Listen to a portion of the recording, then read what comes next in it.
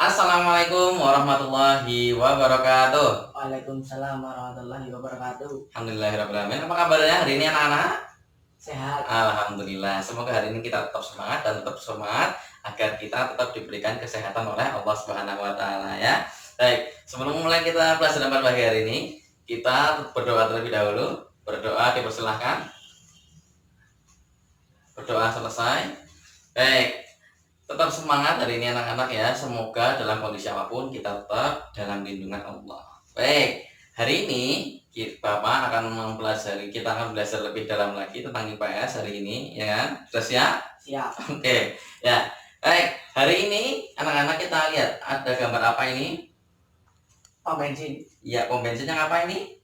Premium. Ya, premium habis. Kira-kira kenapa premium habis? Apa kira-kira? Ada yang tahu? Ya, baik. Premium habis ini karena adanya kelangkaan. Nah, mengapa BBM langka? Nah, mengapa kadang-kadang manusia kok antri? Ya toh? Kadang-kadang banyak kan kita bisa ada lihat bapak-bapak Anda, bapak kalian, ibu kalian kalau lagi kehabisan bensin dan di pom bensin antri. Iya enggak? Kadang-kadang seperti itu kan? Iya. Karena bensin habis. Nah, hari ini kita akan belajar mengenai kelangkaan dan kebutuhan manusia. Ya, hari ini kita akan belajar mengenai kelangkaan dan kebutuhan manusia. Apa itu kelangkaan dan kebutuhan manusia? Kita akan berdalam lebih dalam di materi kali ini. Sudah siap? Siap. Oke. Baik. Yang pertama adalah tujuan pembelajaran kita hari ini. Silakan dibacakan. Yang pertama, tujuan pembelajaran menjelaskan pengertian kelangkaan dan kebutuhan manusia. Yang kedua, menggambarkan penyebab kelangkaan dan alat pemuas kebutuhan manusia. Yang ketiga, menganalisis faktor-faktor penyebab kelangkaan dan penyelesaian masalah kebutuhan manusia. Ya, itu ya. Semoga setelah kalian mendapat pelajaran ini, kalian bisa tahu apa yang penyebab kelangkaan, apa itu kebutuhan manusia, dan bagaimana cara menyelesaikan masalah kelangkaan di Indonesia. Karena kelangkaan di Indonesia ini sudah sering terjadi, gitu. Sehingga masalah Indonesia ini sulit untuk sejahtera, lama sejahteranya, betul? Betul sekali. Baik, kita masuk ke dalam pembahasan kita. Yang pertama adalah mengenai kelangkaan. Nah, kelangkaan yang pertama adalah dasar masalah inti dari ekonomi. Ya toh? Kelangkaan adalah inti dari masalah ekonomi.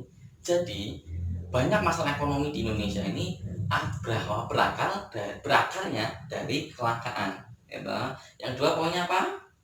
Kelangkaan adalah suatu kondisi di mana manusia tidak mempunyai cukup sumber daya untuk memuaskan kebutuhannya. Nah, jadi kelangkaan itu karena terjadinya sumber daya yang sedikit, sedangkan permintaan di pasar itu tidak terpenuhi. Jadi ada poin ketiga, apa poin ketiga? Kelangkaan adalah suatu kondisi ketika sarana untuk memenuhi tujuan terbatas dan mahal. Nah, itu. Kadang-kadang kita menemui ya toh, misalkan sembako. Nah, kalau kita mau mendekati Idul Fitri, sembako biasanya harganya apa? Naik. Mahal ya, naik ya, harganya naik karena kebutuhan di pasar itu meningkat ya toh, manusia beli daging itu banyak-banyak, beli telur banyak-banyak, dan banyak kebutuhan manusia yang dipenuhi ketika menjelang Idul Fitri ya kan, sehingga banyak pemenuhan kebutuhan itu, kebutuhan manusia, sehingga banyak orang mencari dan sumber dayanya itu terbatas, sehingga itu tidak balance, tidak balance sama tidak rata ya toh, tidak sama antara kebutuhan dengan permintaan. Jadi permintaannya lebih banyak dan kebutuhannya tinggal sedikit. Nah, itu ya. Itulah mengapa terjadi kelangkaan di Indonesia. Ya. Lalu kita beranjak ke berikutnya, yaitu mengenai ciri-ciri dari kelangkaan. Apa ciri-ciri kelangkaan? Yang pertama, tidak adanya sumber daya yang cukup atau barang dan jasa terbatas. Nah, itu yang kedua, keinginan atau kebutuhan manusia tidak terbatas. Nah, karena keinginan dan kebutuhan manusia tidak terbatas, akhirnya terjadilah kelangkaan. Gitu. BBM terutama, ya kan? Kadang-kadang satu orang punya berapa mobil, punya berapa motor, kan? Sehingga hanya butuh banyak sekali bahan bakar. Sedangkan itu hanya satu orang. Bayangkan kalau sudah setiap 1.000 orang punya 1 juta kendaraan, sedangkan BBM-nya cuma sedikit. Nah, apakah di situ akan terjadi kelangkaan antara jumlah kendaraan yang banyak dengan jumlah BBM yang sedikit, sehingga terjadilah kelangkaan. Nah, itulah muncul ciri-ciri kelangkaan itu ketika barang yang tersedia, sumber dayanya yang tersedia hanya sedikit, sedangkan barang yang tersedia itu tidak ada. Ya, toh, permintaannya banyak, tapi barangnya sedikit, gitu ya. Lalu berikutnya apa ya? Kita hari ini tentang penyebab kelangkaan. Ya, apa penyebab kelangkaan? Yang pertama, Imbas permintaan yaitu tingginya permintaan akan sumber daya. nah itu jadi penyebab kelangkaan adalah tingginya yaitu permintaan, sehingga sumber daya yang tersedia hanya sedikit, sehingga dalam kegiatan ekonomi harus terpenuhi sehingga tidak terjadi kelangkaan dan tidak terjadi inflasi. Itu yang kedua. Imbas supply atau pasokan sumber daya mulai habis. Nah, itu BBM juga tadi yang pertama ya, karena pasokannya sedikit, nah tapi permintaannya terus tambah banyak sehingga terjadilah kelangkaan BBM. Yang ketiga, Kelangkaan struktural yaitu kesalahan manajemen dan ketidaksetaraan. nah ini yang harus anak-anak tahu. Gitu. Di Indonesia ini kelangkaan terjadi juga karena adanya mafia-mafia. Mafia itu adalah orang-orang jahat, oknum ya. Jadi orang-orang yang jahat dan mereka itu sengaja untuk menimbun. Sehingga ketika dia timbun, mereka jual dengan harga mahal. Sehingga ketika dijual dengan harga mahal, berapapun konsumen pasti akan membeli. Nah, itu jahatnya di Indonesia karena terjadi kelangkaan karena itu struktur yang tidak baik, sehingga muncullah kelangkaan itu. Ada mafia-mafia itu ya. Yang selanjutnya apa itu?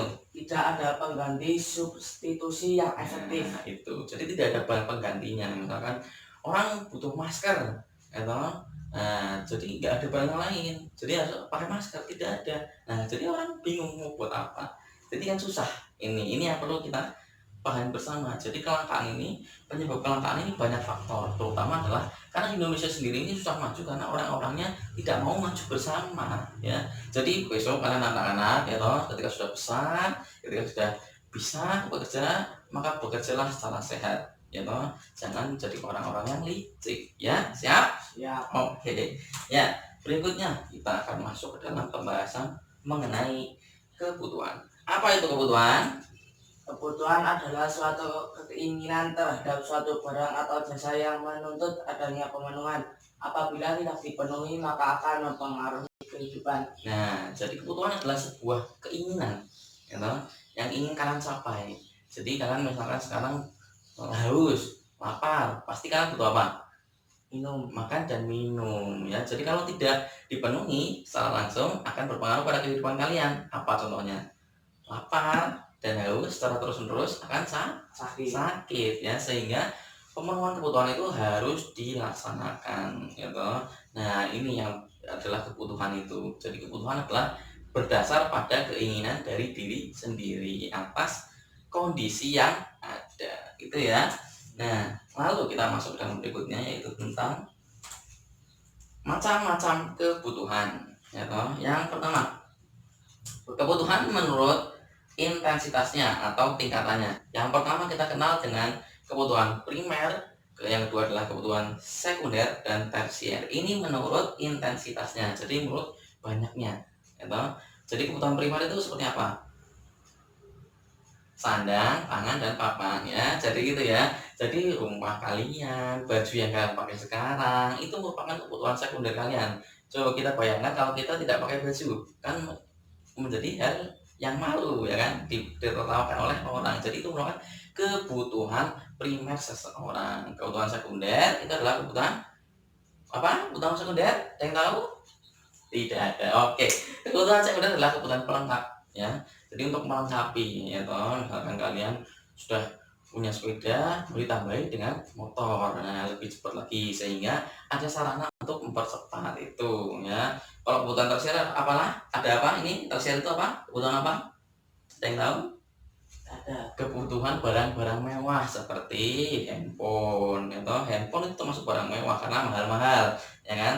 Emas, terus perunggu, perak dan lain sebagainya ya toh, yang bisa nantinya dijual kembali dengan harga yang mahal itu ya. Itu nanti ada kebutuhan-kebutuhan yang perlu dipenuhi. Nah, dengan intensitasnya kebutuhan yang harus dipenuhi yaitu memang yang utama adalah kebutuhan primer ya. Jadi kebutuhan yang paling utama yang harus dipenuhi adalah kebutuhan primer kalian. Jika tidak memenuhi kebutuhan primer, akan mengaruhi kehidupan manusia ya. Berikutnya adalah macam-macam kebutuhan gitu, mas dalam macam-macam kebutuhan menurut sifatnya. Nih, ya toh, kebutuhan menurut sifatnya. Apa saja kebutuhan menurut sifatnya?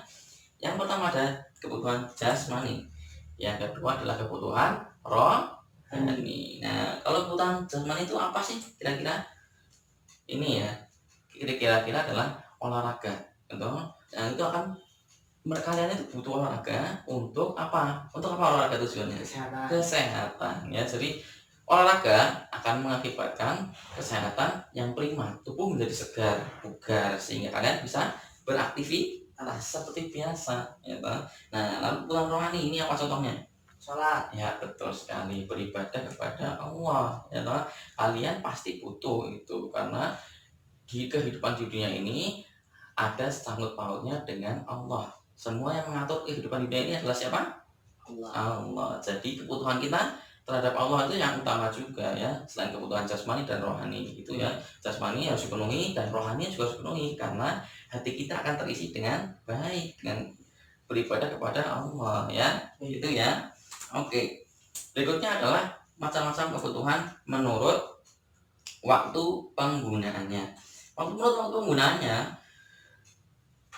kebutuhan adalah kebutuhan sekarang dan masa depan, gitu, masa yang akan datang. Kebutuhan sekarang itu apa sih? Kebutuhan yang kalian butuhkan sekarang. Kira-kira apa yang menjadi kebutuhan kalian? Nah, ini setiap orang kebutuhan itu berbeda-beda, jelas ya. Karena itu macam-macam kebutuhan, tapi menurut pandangan diri kalian masing-masing. Kalau Bapak di sini contohkan adalah kebutuhan sekarang, misalkan kalian lagi sakit, pusing, demam. Berarti kebutuhan sekarang kalian harus minum obat ya. Jadi kalian harus beli obat, harus ke UKS untuk berobat, sehingga kalian butuh untuk minum obat dan sehat kembali ya. Kalau kebutuhan untuk masa depan adalah ini apa contohnya? Menabung. Ya, menabung ya. Kebutuhan masa depan kalian berikutnya adalah menabung. Bapak contohkan adalah menabung. Jadi menabung itu harus dimulai sejak dini ya, atau dari kecil, sehingga ketika bisa menabung bisa menjadi bukit, sehingga kebutuhan kalian bisa terpenuhi juga ya. Kebutuhan ini untuk kebutuhan yang masa depan, kita tidak tahu gitu yang terjadi ke depan, ada apa, ada kebutuhan yang mendesak apa ya kan. Sehingga kalau kita punya tabungan, kita bisa pakai uang tabungan itu untuk menggunakan kebutuhan yang sekarang jadinya gitu. Ini berkaitan jadi berkaitan antara hubungan sekarang dan masa depan itu sangat-sangat berkaitan gitu. Ya enggak? Betul kan? Iya. Jika kalian menabung, kalian sudah punya cadangan uang, nah kalian harus berobat ke rumah sakit gitu. Jadi kalian bisa pakai uang itu kan dari tabungan. Iya, itulah mengapa hubungan antara kebutuhan di masa depan dan masa sekarang itu akan berhubungan. Jadi nanti akan ada imbasnya ya. Betul ya? Betul. Itu ya. Berikutnya macam-macam kebutuhan nih menurut apa sekarang? Menurut subjeknya. Kebutuhan menurut subjeknya, yang pertama ada kebutuhan individu, yang kedua ada kebutuhan kolektif. Individu itu apa? Diri sendiri ya. Kalau kolektif orang lain, bersama-sama ya. Ini contohnya apa? Contohkan kebutuhan individu. Nah, individu kalian masing-masing ya toh, sekolah di sini pasti tujuannya untuk pintar dan untuk apa nanti terakhirnya? Lulus ya. Masa mau sekolah nggak mau lulus semua kan di sini? Mau ya toh. Pasti orang itu menempuh pendidikan untuk mendapat gelar sarjana lah, untuk lulus dari sekolah sehingga bisa melanjutkan ke jenjang berikutnya ya toh. Dan untuk kebutuhan kolektif ini apa?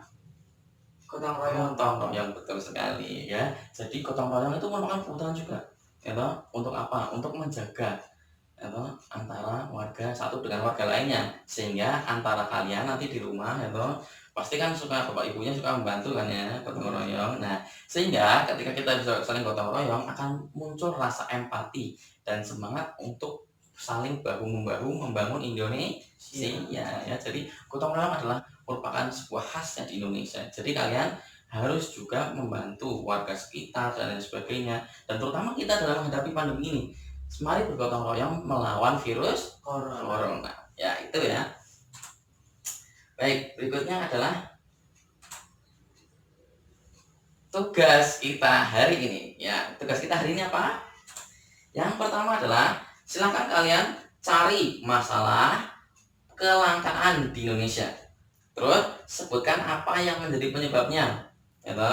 Yang habis itu uraikan pemecahan permasalahannya. Gitu. Itu soal yang pertama. Soal yang kedua adalah apakah kelangkaan tersebut berkaitan dengan kebutuhan. Nah, silahkan dicari ya. Bapak kasih waktu 15 menit. Silahkan dicari, diidentifikasi masalah kelangkaan dan kalian cari jalan keluarnya dan apakah kelangkaan tersebut berhubungan dengan kebutuhan manusia. Bisa? Bisa. Silahkan ditulis di buku tertulis kalian masing-masing sebagai nilai harian. Siap? Siap. Oke, mulai dari sekarang.